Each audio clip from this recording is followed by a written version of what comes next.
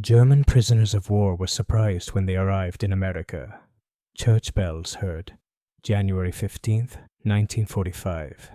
New York Harbor. Dawn. The morning mist hung like a shroud over the Hudson River as the Liberty ship SS General Schwartz. They cut through the gray water toward the Manhattan docks. In the cargo hold below, 300 German women crowded against the steel bulkheads, their faces pale in the dim electric light. The ship's engines roared beneath their feet, a sound they associated with uncertainty, with the unknown fate that awaited them in America. These were no ordinary prisoners. They were members of the Reich Labor Service, captured during the final collapse of the Western Front. SS helpers, concentration camp guards, Wehrmacht auxiliaries, and Luftwaffe communications specialists, women who had served the Third Reich with unwavering devotion and were now crossing an ocean towards a country they had been taught to despise. Among them were Chief Superintendent Greta Hoffmann, former guard of the Ravensbrück concentration camp, her once immaculate uniform creased and stained from weeks at sea. Beside her, radio operator Ingrid Weber clutched a photograph of her bombed-out house in Dresden, while Luftwaffe aide Margarete Klein stared through a porthole at the approaching New York City skyline. They had expected America to be a wasteland, a nation of half-breeds and materialists, weakened by miscegenation and democratic corruption, just as Dr. Goebbels had promised them. They had been told that American cities lay in ruins, that the homeland was starving, and that their Führer's millennial Reich would soon claim this continent for the master race. The first sound that reached them as the ship docked was not what they expected. It was neither the crack of rifles nor the harsh commands of American guards. It was neither the wail of air raid sirens nor the roar of approaching tanks. Instead, as the cargo doors opened and the winter sunlight streamed into their makeshift prison, the German women heard something that froze them, the clear, resonant toll of church bells echoing across Manhattan's morning sky. Bong, bong, bong.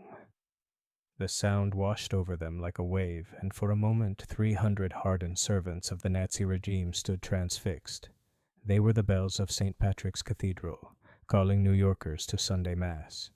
But for the German women, who had spent 8 years growing up on propaganda about a godless America, about a nation that had supposedly abandoned Christian values in favor of Jewish materialism and Negro jazz, this sound was incomprehensible. How could this be? How could the bells of Christendom ring so freely and joyfully in the heart of what had been presented to them as Babylon itself? The change had already begun before they set foot on American soil, for these women were more than mere prisoners of war. They embodied the entire ideological apparatus of Nazi Germany. They had administered the camps, operated the communications networks, and organized the forced laborers who kept the Reich's war machine running. They were devout adherents of a faith that promised them superiority over all other peoples, and assured them that their suffering and sacrifice would bring about a new world order. As they now shuffled down the gangplank under the watchful eyes of the American military police, this certainty began to crumble like ice in spring. The story of German female prisoners of war in America has been largely forgotten, overshadowed by the more familiar narratives of male prisoners of war in agriculture and industry. Nevertheless, between 1944 and 1948, nearly 4,000 German women were imprisoned in the United States, mostly in facilities in Texas, Oklahoma, and New Mexico. Unlike their male counterparts, these women often held significant leadership positions within the Nazi apparatus. They had witnessed the inner workings of the regime and participated in its crimes, not as detached observers, but as active terrorists. Captain Sarah Mitchell of the Women's Army Corps, who oversaw the initial reception of female German prisoners of war at Fort Devens, Massachusetts, recorded her first impressions in a secret report from February 1945. These are not the cowering victims one might expect, but true adherents of the Nazi ideology. They arrive with an aura of superiority, convinced that their temporary defeat is merely a strategic setback on the road to an inevitable victory.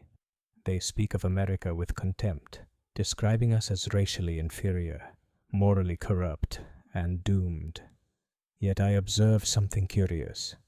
Beneath their ideological armor lies genuine astonishment at what they find here. The surprise began with the church bells. In Nazi Germany, Christianity was systematically undermined, appropriated, or suppressed. German Christians.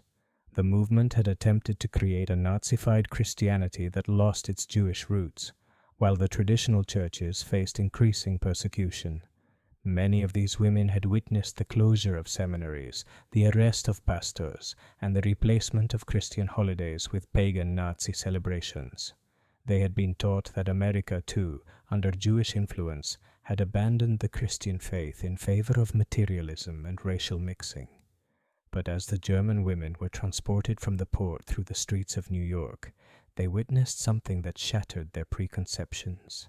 It was Sunday morning, and church bells rang all over the city. Not just one or two, but dozens, calling devout Americans to worship in Catholic churches, Protestant chapels, synagogues, and Orthodox cathedrals. This sound created a symphony of faith that echoed from the skyscrapers and filled the streets with something that could only be described as joy. Ingrid Weber, the former Luftwaffe radio operator, later wrote in her prison diary, which was recovered from the National Archives decades later, "The bells. I can't explain what they did to me. In Germany, we were told that America had no soul, that it was a nation of merchants and criminals ruled by Jews. But those bells, they sounded like home. They sounded like the church bells of my childhood in Nuremberg, before the party came to power, before everything changed.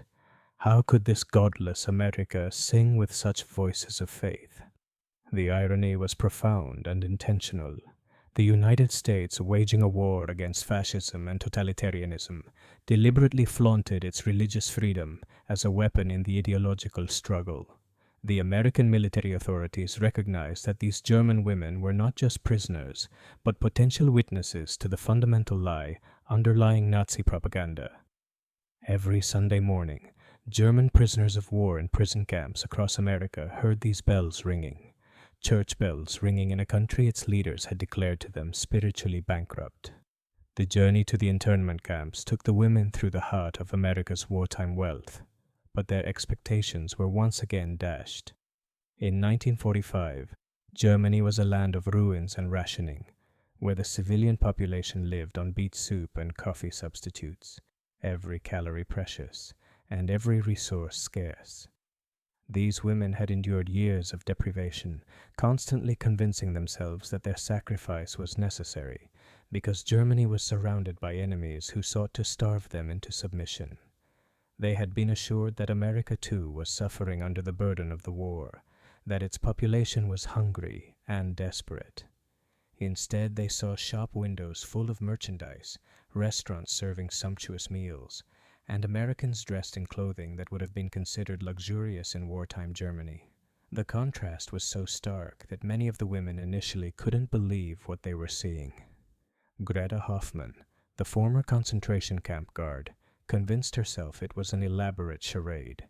The Americans were only showing them the best neighborhoods, thus concealing the true poverty and despair that must have lurked beneath the surface. But with every mile they traveled, the evidence mounted. At rest stops, the women observed American soldiers carelessly discarding food that could have fed a German family for days.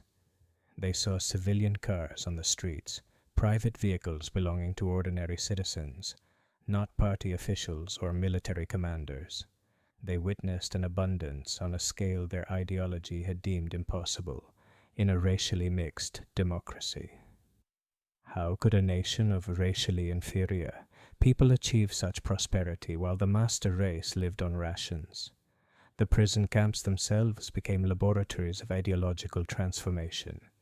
The largest facility for German female prisoners of war was at Fort Oglethorpe, Georgia, where nearly 800 female prisoners were housed in barracks originally built for American WX. The camp commandant, Colonel James Richardson, implemented what he, called Democracy by Example, a systematic program designed to instill American values through everyday experience rather than propaganda. The results were documented in weekly intelligence reports, revealing the gradual disintegration of the Nazi belief system. Their assumptions about American efficiency and organization were beginning to show cracks. The German women had been taught that democracy was inherently chaotic, and that only authoritarian systems could achieve true order and productivity, yet they found themselves in a prison camp that ran with clockwork precision, where American guards treated them with professional courtesy rather than brutal domination, where rules were clearly stated and fairly enforced. Even more disturbing to their worldview was the treatment they received from the American medical personnel. Dr. Elizabeth Harrison, a Jewish-American doctor at the camp, cared for German prisoners the same way she cared for American soldiers. She treated their illnesses, tended their wounds, and showed them the basic human dignity that Jews could not possess under Nazi ideology. For women who had grown up, the striker cartoons portraying Jews as subhuman parasites caused many to experience cognitive dissonance that they could not resolve when treated compassionately by a Jewish doctor. The symbolic power of American abundance was most evident in meals. In accordance with the Geneva Convention, the U.S. military provided German prisoners of war with rations equivalent to those of American soldiers. This meant that German female prisoners ate better in American captivity than they had as free citizens in Nazi Germany. The irony was not lost on them. Every meal became a small defeat for the ideology that had shaped their lives. Every bite of well-prepared food a reminder that their country's sacrifices had not been outweighed by the enemy's suffering. Margaret Klein, a former Luftwaffe aide, expressed her shock in a letter to her sister, intercepted and translated by American intelligence.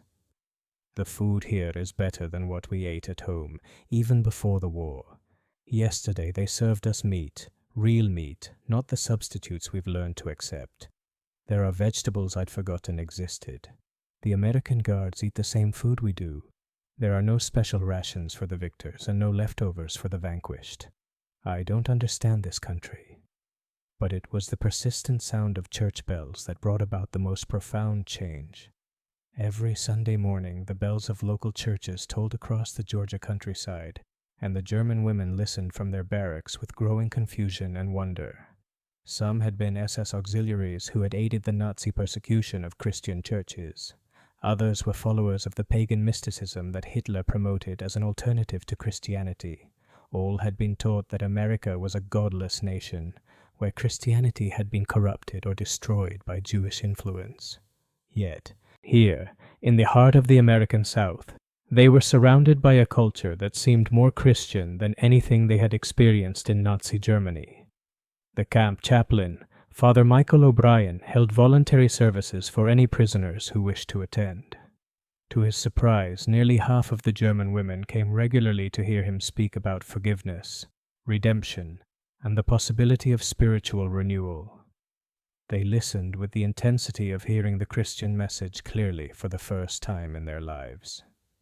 The change was neither universal nor immediate. Many of the women, especially those who had held high positions in the Nazi hierarchy, clung to their beliefs with desperate determination. They formed small groups within the camp, secretly practiced Nazi rituals, and planned for the day the Fourth Reich would rise and avenge their temporary defeat. They dismissed American abundance as a trick, American friendliness as weakness, and American democracy as a facade concealing Jewish control. But even among the most staunch Nazis, doubts began to arise. The evidence was simply too overwhelming to ignore indefinitely. American newspapers provided to the prisoners as part of the denazification program revealed the full extent of Nazi crimes that had been concealed from the German population. Photographs from liberated concentration camps depicted atrocities that many of the women had suspected but never seen documented. Reports of Nazi medical experiments, mass executions, and systematic genocide painted a picture of their beloved fatherland that few could reconcile with their cherished beliefs. The most powerful testimonies came from their own experiences as prisoners. These women had run camps where prisoners died of hunger, disease, and brutality. They had overseen forced labor programs in which people were tortured to death for the glory of the Reich. They had been part of a system that treated entire populations as expendable resources in the service of Nazi ideology. Now they were prisoners of the very people they had learned to despise, treated with a humanity they had rarely shown to others. The church bells continued to ring, week after week, month after month. And gradually, something changed in the hearts of many German female prisoners. It wasn't a sudden conversion, but a slow awakening to possibilities they could never have imagined. They began to understand that a nation could be strong and compassionate, prosperous and pious, diverse and united. They realized that their teachers had lied to them on almost every important issue. As early as 1946, American intelligence reports noted a significant shift in the prisoners' attitudes. Weekly surveys showed that more than 60% of female German prisoners of war now expressed doubts about Nazi ideology, while nearly 40% openly rejected their previous beliefs. They demanded books on American history, English lessons, and information on immigration procedures. They wanted to understand how a democracy could function, how different races could coexist, and how a free market could produce such abundance. The symbol that represented this change was neither a flag nor a political slogan, but something much simpler: Sunday dinner in the prison camp mess hall. Every week, the American military provided German women with a meal that would have been considered a luxury in wartime Germany. Roast beef or chicken, fresh vegetables, real coffee, and dessert. It was a meal that celebrated abundance instead of scarcity, sharing instead of hoarding, excess instead of deprivation. As the women sat at long tables, eating food prepared by American cooks who weren't required to show such generosity to them, they could hear the church bells of the surrounding parishes calling the faithful to worship. This sound filtered through the canteen windows and mingled with the conversations and laughter of the women, who were perhaps learning for the first time that even their enemies were human beings capable of great kindness. The repatriation process began in 1947, when the Cold War replaced World War II as America's primary concern. Many of the German women expressed reluctance to return to their homeland, not only because of the devastation they would find there, but because they had experienced something in America they feared losing. They had discovered that freedom does not mean chaos, diversity does not mean weakness, and democracy does not mean disorder. Ingrid Weber, the former radio operator, decided to stay in America and eventually became a citizen. In her statement at the naturalization ceremony, which is preserved in the immigration records, she spoke of how, on that first morning, hearing church bells in New York Harbor, those bells told me that everything I had believed was a lie. They told me that America had not abandoned God, but had found a way to serve Him, while allowing others to serve Him in their own way. They told me that long before I became a prisoner of war, I had been a prisoner of hatred, of fear, of lies that made me a monster. Greta Hoffmann, the former concentration camp guard, suffered a different fate. She was sent back to Germany and later tried for war crimes. But her American experience had also transformed her. In testimony before a denazification court, she admitted that her time as a prisoner in America had shown her the possibility of a different humanity. She spoke of American guards who treated her with dignity despite their knowledge of her actions, of medical care without discrimination, and of church bells that reminded her of a faith she believed lost forever. The deeper truth revealed by this forgotten chapter of history goes far beyond the experiences of 300 German women who crossed New York Harbor one winter morning in 1945. It demonstrates the power of lived example over propaganda, everyday kindness over grand ideologies, and simple abundance over staged scarcity. The Nazi regime built its power on the promise that democracy was weak, diversity destructive, and freedom chaos. The German women who served this regime with such devotion discovered in American captivity that every one of these promises was a lie. The church bells that welcomed them to America still ring today, calling citizens of every race, creed, and background to practice their faith according to their conscience. They ring not as instruments of government control or ideological uniformity, but as expressions of the deepest American truth, that freedom includes the freedom to seek God in one's own way, to build prosperity through cooperation rather than conquest, and to find strength in diversity rather than uniformity. Ultimately, the story of the German prisoners of war in America isn't really about prison camps, denazification programs, or military efficiency. It's about the moment when rigid certainty meets lived reality, when hatred meets unexpected kindness, when the bells of freedom ring loudly enough to awaken those who have slept in the darkness of authoritarian dreams.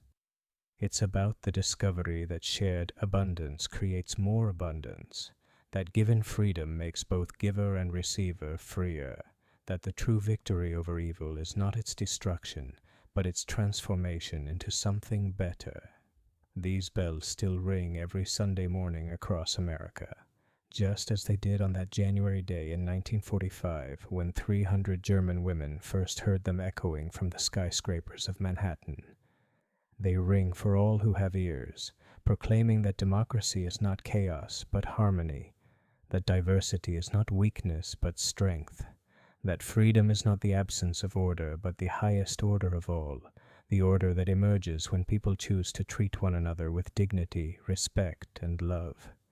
The German women who heard those bells discovered what every generation must learn anew, that the greatest victory can be won not over external enemies, but over the hatred, fear, and lies that hold the human spirit captive.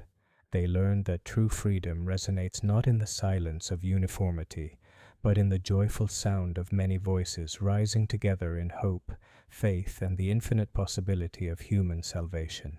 September 12, 1947. Port of Bremerhaven, Germany. Evening. The autumn wind carried the smell of salt and reconstruction dust as the troop ship USAT General Stuart Heinzelmann. The German coast had been reached.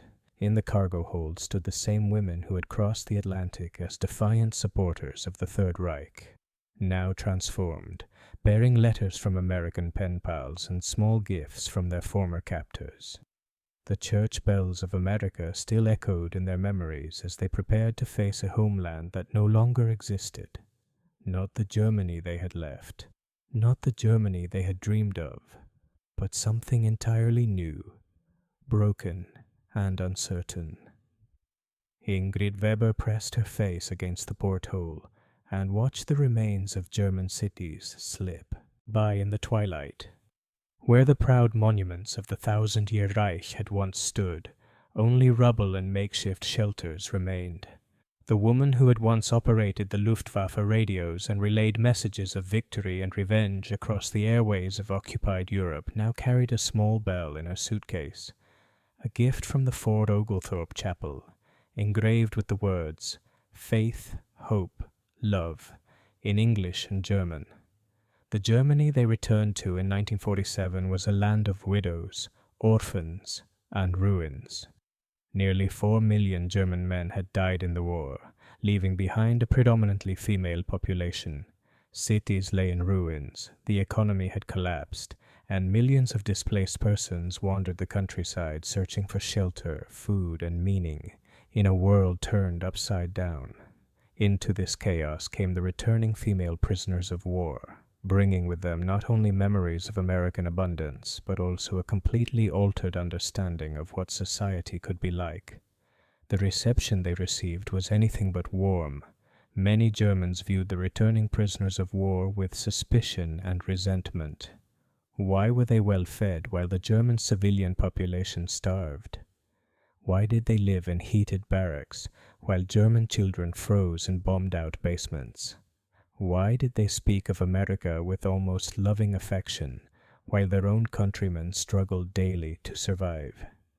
The returnees found themselves caught between worlds, unable to accept the Nazi ideology that had once shaped them, yet not yet fully accepted by a German society itself struggling for a new identity. Margaret Klein, a former Luftwaffe auxiliary worker, returned to Munich to find her family home destroyed by Allied bombing. Her parents were dead, her brothers were missing on the Eastern Front, and her neighborhood was nothing but rubble and shattered dreams. She found refuge in a displaced persons camp, sharing a room with 5 other women and their children. But even in this desperate situation, she carried something that distinguished her from her fellow refugees: the memory of Sunday mornings in Georgia, the sound of church bells calling people to worship in freedom, and the unimaginable vision of abundance she had experienced in America. The transformation these women had undergone in American captivity was evident in their daily interactions with their compatriots. They spoke differently about democracy, religious freedom, and ethnic tolerance. They had seen Jews treated with respect in America, witnessed ethnic integration into American society, and experienced religious pluralism as a source of strength rather than weakness.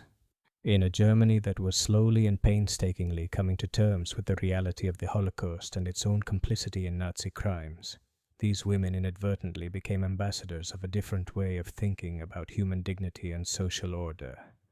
The church bells they had heard in America took on new meaning in post-war Germany. Many German churches had been destroyed in bombing raids, their bells melted down for weapons, and their congregations dispersed or silenced. The few remaining churches, after years of compromise with the Nazi regime, often struggled to rebuild both their physical structures and their spiritual authority. Into this spiritual vacuum stepped women who had experienced Christian worship in its most authentic form, voluntary, diverse, and free from state interference. Greta Hoffmann's story took a dark turn after her return. As a former concentration camp guard, she was immediately arrested by Allied war crimes investigators. But during her trial, something unprecedented happened. Character witnesses came forward, not to defend her wartime actions, but were inexcusable, but to testify to the transformation they had observed in her during her American captivity. Father Michael O'Brien, the camp chaplain from Fort Oglethorpe, traveled to Germany at his own expense to speak on her behalf. His testimony, preserved in the trial transcripts, revealed the profound impact that the American treatment had on even the most hardened Nazi officials. The first time Greta Hoffmann attended service in our chapel, she sat in the last row with her arms folded and hatred in her eyes. She had come, she told me later, to mock what she saw as American weakness and Christian hypocrisy. But week after week she came back. She began to ask questions about forgiveness, about redemption, about whether someone who has done terrible things can ever be made clean again. I saw her discover that the answer was yes, that grace is extended even to those who seem beyond her reach. The transformation was not only intellectual but also practical. During their captivity, these women had observed American efficiency, organization, and democratic decision-making processes. They had seen how conflicts could be resolved through discussion rather than violence, how resources could be distributed fairly rather than through favoritism, and how leadership could be based on competence rather than ideology. These experiences were invaluable as Germany struggled to rebuild its institutions and create a new form of government. In Germany's western occupation zones, the Allied authorities noticed that communities with returned female prisoners of war often made faster progress in democratic reconstruction. These women volunteered for civic organizations, participated in town hall meetings, and advocated for policies that emphasized inclusion rather than exclusion. They experienced firsthand that diversity can be a source of strength, that democracy can function effectively, and that prosperity comes from cooperation rather than conquest. The symbolic power of the church bell continued to resonate after the war. Many of the returning women dedicated themselves to rebuilding German churches, not as institutions of nationalistic fervor, but as centers of genuine spiritual community. They organized fundraising campaigns to replace bells that had been melted down for weapons. They saw this as a form of symbolic redemption, the transformation of the instruments of war into calls to worship and peace. The story of Ingrid Weber is an example of this change. Unable to return to her devastated hometown of Dresden, she settled in a small Bavarian village whose church had lost its bell during the war. With the help of American pen pals, she organized a campaign to purchase a new bell from an American foundry. The bell arrived in 1950 and bore the inscription in German and English, "Blessed are the peacemakers, for they will be called children of God." The bell's installation became a communal celebration, attracting visitors from across the region. For many Germans, it was the first time since the pre-war period that they had heard church bells ring freely. But for Ingrid and the other returning prisoners of war who attended the ceremony, it was more than just a culmination of their spiritual journey, which had begun that morning in New York Harbor when they first heard the bells of American churches calling people to worship. The economic lessons these women had learned in America also proved invaluable in the reconstruction of Germany. They had witnessed the productivity that resulted from treating workers with dignity rather than viewing them as expendable resources. They had seen innovation flourish in an environment of freedom rather than fear. They had observed how wealth could be shared rather than hoarded, how abundance could be created rather than simply taken away from others. Many of the returning women became entrepreneurs, teachers, and community leaders in the new Germany. They founded businesses based on the principles they had learned in America: fair wages, safe working conditions, and advancement opportunities based on merit rather than relationships. They taught in schools where they emphasized critical thinking rather than memorization, tolerance rather than prejudice, and individual dignity rather than collective conformity. But perhaps their most important contribution was simply their testimony to a different kind of humanity. In a society struggling with its complicity in unprecedented evil, these women carried within them proof that change was possible, that people could change, that nations could choose a different path. They had seen their enemies treat them kindly, had received forgiveness from those they had wronged, and had discovered that democracy was not chaos, but a higher form of order. Correspondence with American friends and former guards built bridges between formerly hostile nations. These personal connections helped bring Americans and Germans closer together, and laid the foundation for the alliance that ultimately emerged during the Cold War. The women who once served Hitler's vision of German supremacy inadvertently became ambassadors of reconciliation and mutual understanding. In the 1950s, as West Germany experienced its economic miracle and political reconstruction, the influence of these returning prisoners of war was felt throughout German society. They helped rebuild churches, establish democratic institutions, and forge a new national identity based on human dignity rather than racial superiority. The bells they had heard in America still resonated in the policies they supported, the values they instilled in their children, and the vision they had for Germany's future. The story of their transformation speaks to fundamental truths about human nature and social change. It shows that even the most committed ideologues can be reached by consistently setting a better example. It shows that shared abundance creates more abundance, that gifted freedom makes both giver and receiver freer, and that the true victory over evil is not its destruction, but its transformation into something redemptive and life-giving. As these women grew older and eventually died, they left behind a Germany fundamentally different from the country they had served in their youth. It was a Germany where church bells rang every Sunday, where democracy flourished rather than merely survived, where prosperity was achieved through cooperation rather than conquest.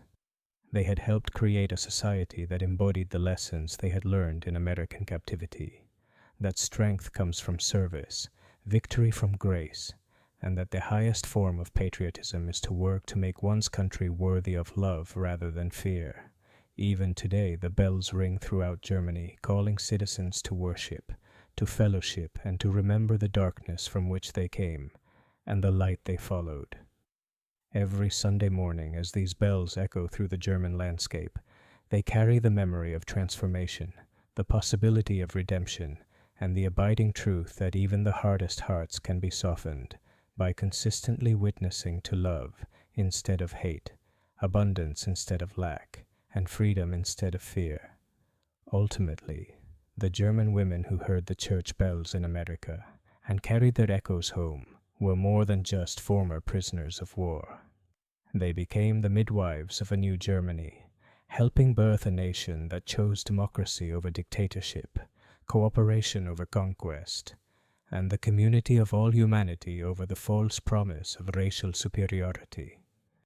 Their story reminds us that change is always possible, that yesterday's enemies can become tomorrow's friends, and that the bells of freedom, once heard, can never fully fall silent. Bong, bong, bong. The bells still ring, in Germany as in America, calling all people to remember that we are more alike than different, that mercy triumphs over judgment, and that the human capacity for change offers hope even in the darkest times.